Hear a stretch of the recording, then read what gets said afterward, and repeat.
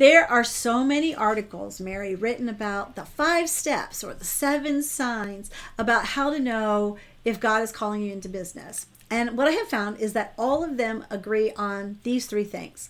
It will always feel bigger than you think you can handle it, so you're going to need God. It will never contradict the Bible. It will actually make you dig more into the Bible and into His Word. And you will have fears and doubts, but you will also feel the satisfaction in doing the work. Hey there, wise woman. Today on the Truth in Business Show, we are going to chat about these 3 aspects of starting or transitioning your business so that you can really evaluate for yourself if God has really called you into this adventure that we call entrepreneurship and to help you figure out what to do next. This is DeneenTB. And I'm Mary Allure. So join us to find out how you can know your calling is really into business, is truly from God, and what you can do right now that you can know that you have all this information and you can get going. So we're so excited to be on this podcast as well as on YouTube, except maybe last week you checked in on episode 3 and we forgot to record ourselves for YouTube. So you've got our beautiful picture and the recording. Right. Mary, sorry about that. Mary and I are so committed to just talking about this with you that we forgot to record ourselves. Right. But we really do want to help you get out of that trap of indecision and really have the God-centered business that you desire. So in this episode, we're going to talk through those 3 things, those 3 ways to know if you are doing really what God is calling you to do and how you can move forward really in a focused direction. And of course, we've got some client stories to share on this episode. Okay, we always have to ask everybody, Mary, make sure to subscribe to the channel. If you are watching, if you're listening on the podcast, you can subscribe as well. You can give us a 5-star rating. You can put something in the comments and you can also share it. I have found all these new ways that we can get people to pay attention to us because we really are here to, we really have a heart to help you. I just want to keep introducing ourselves a little bit so that you know who we are as we're getting more and more into these episodes. So Mary, what would you like to tell people today about you? Well, my name is Mary Allure, and I specialize in business technology. I was thinking about how that first step about how when we're overwhelmed, if we're overwhelmed and we think it's too big. I know I've been there before, and I've often wondered, is it so overwhelming? Is this really for me? But somehow I keep on doing it. So that makes me think. I know. How about you? What about you? Me as DeneenTB, right? I really saw that one moment of huge overwhelm as feeling like I was standing on a cliff and God was saying, you're going to do this big thing. And I was like, no, I'm not. Because really, I was taking that big thing from being a teacher to being in business, and I didn't feel like I was a business person, and I had so much to learn. But you know what? It doesn't matter, because in that overwhelm, if it drives us to God, that's okay. And that's what our deepest desire is for each one of our clients, for each one of our listeners, is that you grow your faith so that it fuels your business. So let's get into this discussion today. So Mary, I want to start our chat with a little bit about how you felt when you realized that God wanted you to start a business for real. I know we've talked before, you've had like things that you've started and stopped and went back and did all these things. But when you really got into, I'm going to have a business, did you have a vision? What was that kind of initial process or feeling for you? I always, and if I've mentioned it before, but if you've listened to the other podcasts, I've always had the entrepreneurial spirit. I've tried so many different things.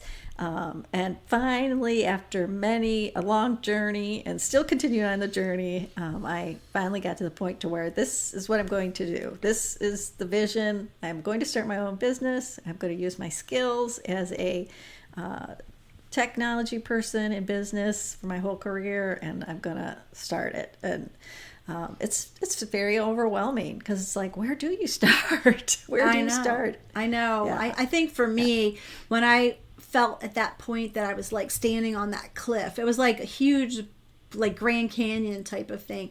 And I felt like this could be really big. But again, you don't know where to start. And Right. I think that we talked about it in the last episode. It's that you take that first step, you do that thing that's in front of you. Because I think sometimes it's not good to see the whole vision in front of you, not to know what your destination is, because it does it gives you kind of analysis paralysis sometimes. You don't know which direction to go. And I think that that's a good thing, you know? Right. So when you got started, what were kind of your steps into, if you said, I know I'm going to do this business, but you couldn't have imagined you'd be where you are today. So what did you feel like, what were your steps to get you from that initial, I'm going to go into business? What did you do? Well, I started small. I mentioned before that I worked for a friend. Oh yeah, down in her basement. In her basement. Just Not organizing glamorous. files. Just Oh. organizing dusty files. But that got me started. And then, it was very overwhelming for me because I am an introvert. I am like 77% introvert, which is very high. And to be here talking to you, talk about, I never thought I'd be doing this. That's like right there. Okay, but I do have to tell our audience that Mary's dream has been to have a podcast. Yes, I couldn't get Deneen on board until now. It's been 5 years. Exactly. No, not that long. It's just crazy. Yeah. But it's one of those things that I think that there's that verse that says God gives you the desires of your heart. And it may not be in the exact way that you think it is, but it's not. But it is so good when it happens, right? It is just like so amazing. I just love it. I mean, I like having my YouTube channel, but I like being able to have you come on board and we get to share this and we get to do it together. So I really like that. I know my process was slow too, and I talk about that a lot, and most people know that, teaching to coaching, I became a directive coach because I couldn't leave teaching behind. And all those steps in between really crafted who I have become and how I really want to serve. And it really doesn't matter how any of us get started. We have to, like you said, be willing to take that first step. Like say, okay, I'm going to go work in this basement first or whatever. And then we have to trust God with the results, right?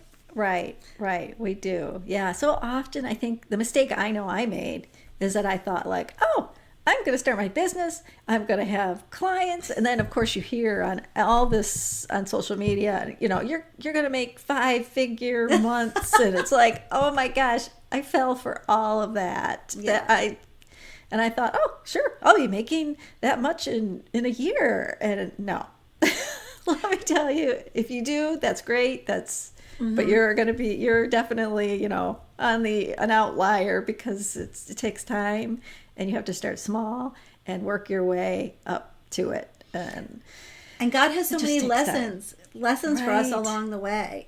Right. So, we do have to trust God for the results. The results might not be 5-figure months or 6-figure years or whatever. It may be that you're helping 10 people. It may be that you get to help 100 people. You may get to 10,000 people. But we always have to just say, okay, God, this is yours. And if we're satisfied, if we want to get up every day going, no matter the result, I'm enjoying what I'm doing, then I think we've won, Right. I think about one of our clients. I remember her initial vision was to create a business centered around her own art journey. She was doing the art journaling. Is that what she calls it? Yeah, art journaling. Yep. Yeah. And she really wanted to create a space for herself to be more creative. And she just thought, well, you know what? Maybe there are other people out there that want to do this too to come along with her. So she started with journaling. And then I remember how enthusiastic she was about creating all those art projects. Yes, right. She did a lot of work. I mean, she overwhelmed herself. We told her not to. We tried, yes, right. We tried. She overwhelmed herself. She did a daily art journal prompt and she was showing up every day online. Yep. It's a lot. It's hard. Yeah. It's Yes. hard. She did it. She worked hard. She worked really hard. And I think that's the other part of it, is that you have to keep working at it. But she wanted to bring people along on this journey because she was getting so much fulfillment out of it for herself. Yeah. She eventually created a membership group for other art enthusiasts who wanted to do more creative projects. I know you were along that journey with her, weren't you? I was. I really enjoyed it. Yeah. And I'm not like artist at all, but it was fun. It was definitely fun. But yeah, she created a space online for women to, or I'm not sure if it was women, just women, but it was all women in the group, but who wanted to do art journaling. And and it was awesome. And she continues to do it. And she's changed it along the way. She's adjusted, but she continues to do it. It's definitely her passion. Right. She had thought about doing like art kits to send to people. She did. And she did that for a while. She had a project of the month and then all the materials. And so so you have to sometimes like do some experiments to see how much can I really do? How much do I want to do? And I think that's part of what we do in Calling Clarity, is that we help people really kind of edit the things and understand the things. I know that happened for you when you took Calling Clarity as a one-on-one with me, that you were doing a lot of different things. You were doing and you decided what you really enjoyed, what you really loved was the email marketing. And so you stopped doing all those other things and said, this is my specialty. So I think that's really important. I think another thing that we can say is that if an idea is from God, then it will really drive us into His Word. It feels real big. We need Him. We need to depend on Him. But if you're going away from God, maybe that's not the thing you should be doing. If it's driving you towards God, that's a sign, a quote sign, right? That it's from God. I didn't know what I was doing when I got started in business. And I was really dependent on God for the ideas, to discern the right resources, for everything. What did God do? How did that play for you, driving you towards God? Well, I found myself in really some sticky situations with some different clients, and it was very overwhelming. And things happened that I wouldn't believe that they could happen, but they did. And it drove me closer to God. It's like, what is going on? This is crazy. And I kept on saying, this couldn't be right. This couldn't be right. But again, now in hindsight, looking back, it's like, God's was preparing me to handle those situations and to handle them next time better, and next time and next time. You have to go through those times and learn to eventually, hopefully, have the victory in the end. Hopefully, and the victory really is getting closer to God. But yeah, so it's been a journey.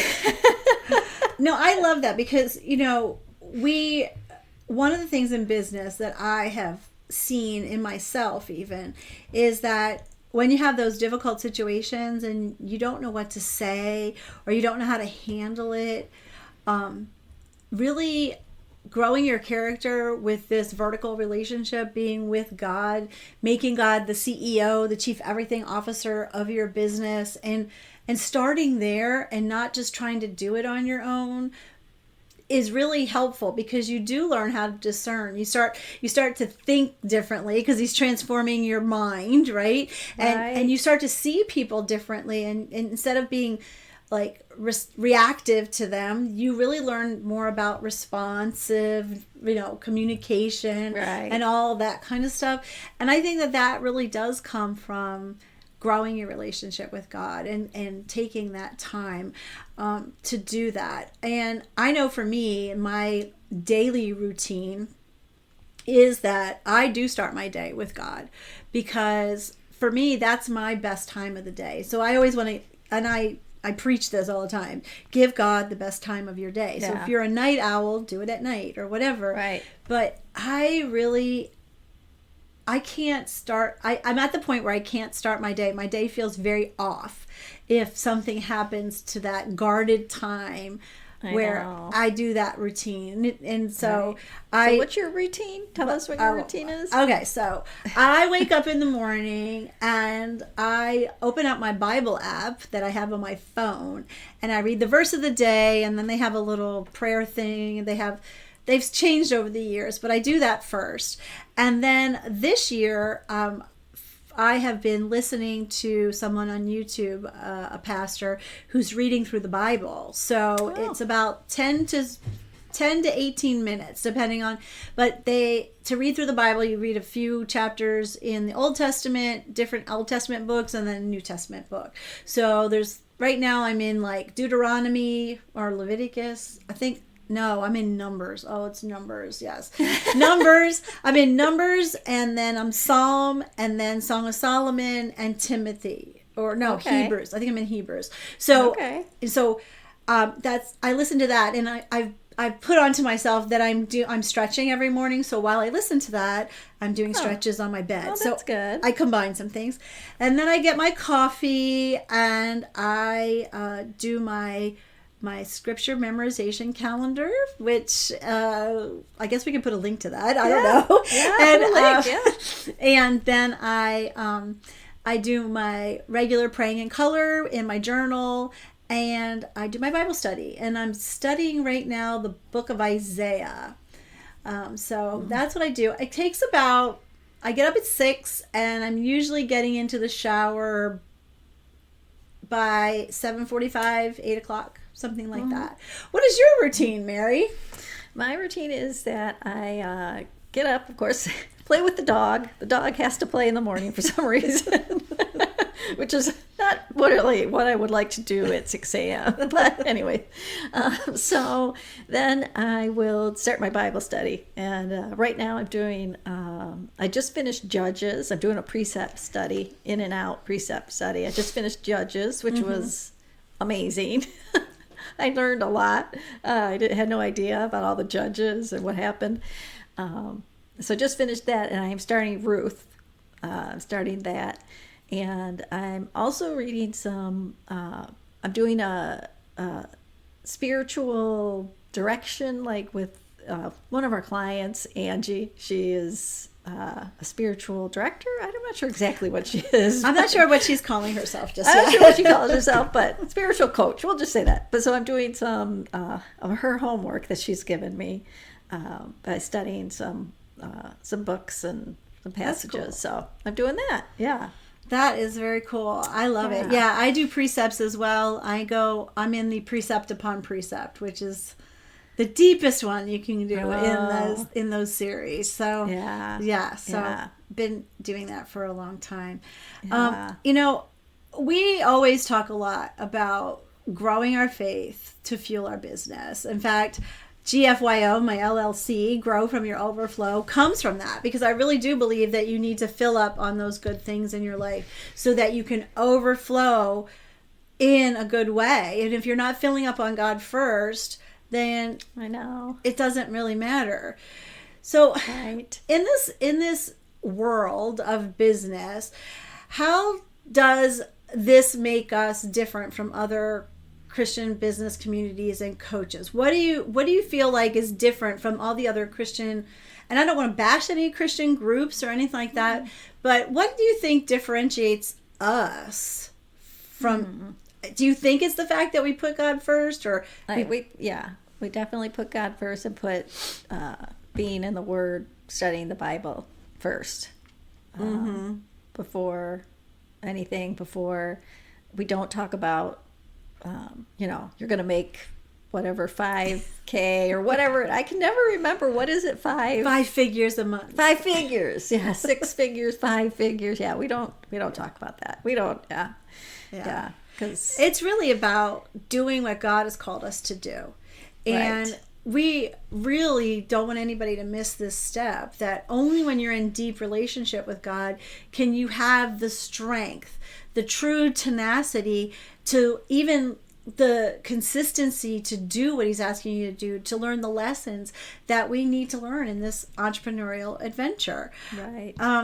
Let me just ask the listeners, ask the audience, you give us in the comments, let us know.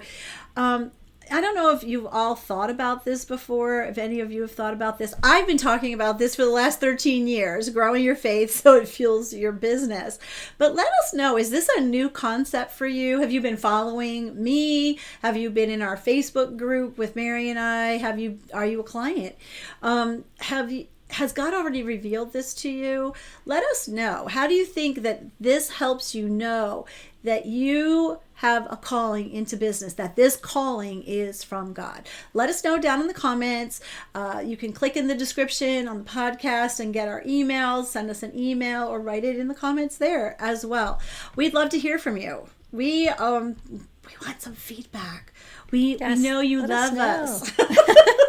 We hope so. Let us know. Give us your feedback. Yeah, really. Yeah. Okay, well, we've addressed the two of the issues so far. You know, it'll be too big, so you need to depend on God. Right. It'll drive you to the Bible. It should drive you to the Bible. That's how we know. The third thing we want to address is about knowing for sure that God's called you into business is through a contrast. The contrast being, you're going to have fears and doubts and frustrations. Not every day is going to be a pie in the sky. But then we're going to contrast that against enthusiasm and commitment and satisfaction. Does this seem like a valid contrast for you, Mary, when it comes to this entrepreneurial adventure? Yeah, for me, definitely, because, there's been those contrasting times where it's been, really hard. But yet I still enjoy the work that I'm doing. Mm-hmm. I know this is work for me. This is the work I enjoy doing. Even though, at times it's been really tough or overwhelming, or I didn't even know what to do. But, you learn. We had a frustrating project the last couple of weeks, and Mary's been very stressed. Project. And we had a deadline, and we made our deadline, and it's okay. But then our results weren't what we wanted, so that was something else that was frustrating. That kind of thing. Right. I think for me, it is all those days where you have a plan, and you end up feeling like you're putting out fires all day long. I think that's that's kind of frustrating for me. Right. Yeah. But and I'm learning that same thing. I'm learning that that's part of the job. Like that's, you think that this isn't my work. This isn't what I'm supposed to be doing. I need to be doing my work. Well, it is your work. Mm-hmm. That is your job. Yeah. I mean, and then, so that's the frustrating. Sometimes you doubt. Sometimes you think, why am I doing this? But then you go to the other part, right? The satisfaction part, the enthusiasm. And I've seen when someone gets a breakthrough when we're talking with them on a Q&A, and you're just like, oh, they get it. Or yes, they opened their business, or they thought about this or that.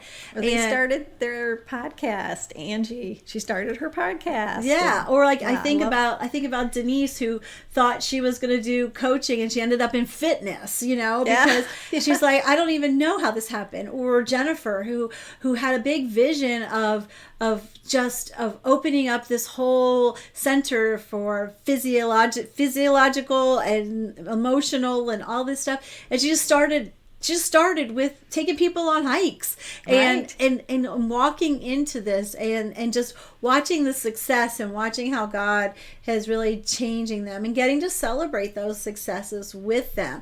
I think that's the exciting part. So even though we have this frustration and we don't have always the results we think we should have, we're still committed because we know that this is satisfying, that God gives us the ability to help others. And that's really what business is all about, is solving someone else's problem, right?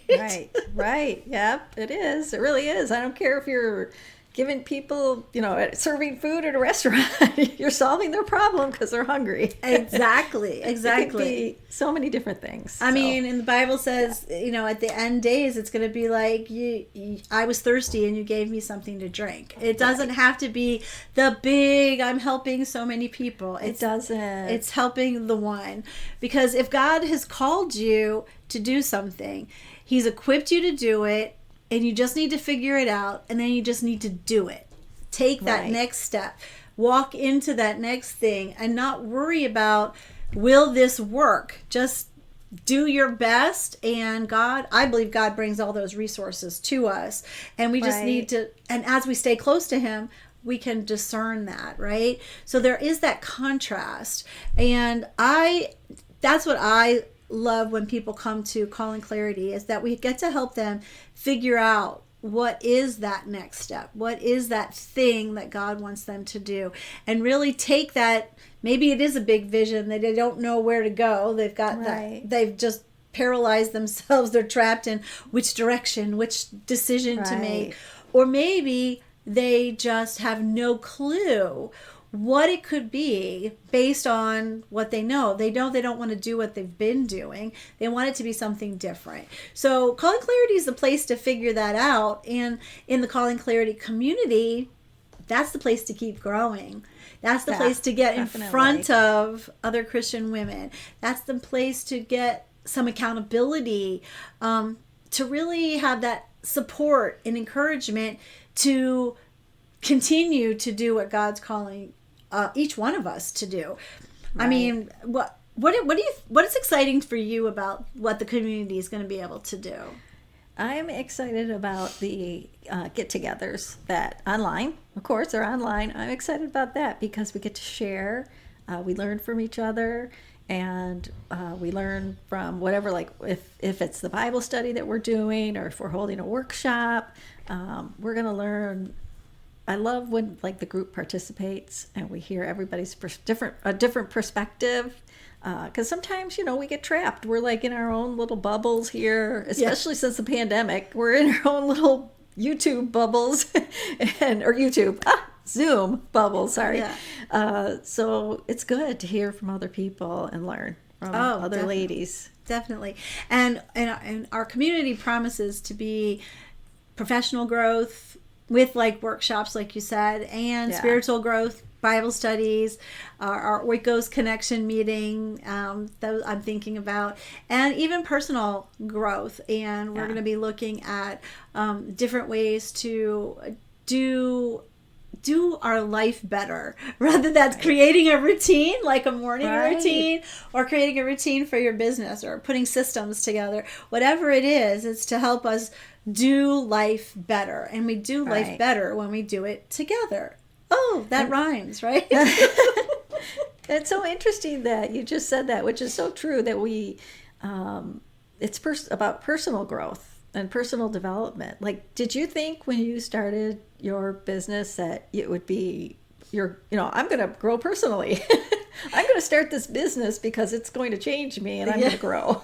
Did you think that? No, I did not. I did not either. I didn't think that would be the catalyst for doing it. But there are so many different pieces of personal development that are important to business, and communication, or building relationships, or consistency. And if you can do it in your faith life and with God, then you can do it in your business, and vice versa. So I see it as a very symbiotic kind of relationship, that we get to grow in all these areas because God is telling us to grow in all these areas, and we get to do it in the same place. I think that's the best thing. We don't have to go over here to get one thing, go to another place to get something else. That's what I think, that when God's called us into this, to create this community, the Calling Clarity community, the Oikos, the household of women, to really be on mission together, that the mission is not just to reach the world, but it's to grow us as well, that we can show up encouraging one another, being that, the iron sharpening iron, right? I love that. I love that. Well, Mary, I really hope that this podcast, this YouTube channel, whatever I'm going to say, has been a sign for someone to really take a look at what they are doing in business and decide, one, does it make them depend more on God because it is so big? Two, is it leading them to search more for God in the way He wants them to show up? And three, is it giving them a deep satisfaction even on those days that are not so great, that are really frustrating? Right. So I hope that we've inspired you a little bit with a little bit of our client stories and a little bit of our stories as well. Do you have any last thoughts or things you'd like to say to the people? Boy, no, I can't think of anything right now. We are so full of wisdom. There's a lot, but I think it would take too long to go. Yes, we will save it for another podcast. Right. That would be great. So make sure to follow us here on the podcast. Give us a review. Make sure to give us some comments, share. You can do all those things on the podcast. We love it. And if you're watching us on YouTube, make sure to subscribe to the channel and leave us a comment here too. We're so happy to be here with you. This is DeneenTB. And Mary Allure. Have a great rest of your day. And as always, be filled to overflowing. Bye. Bye.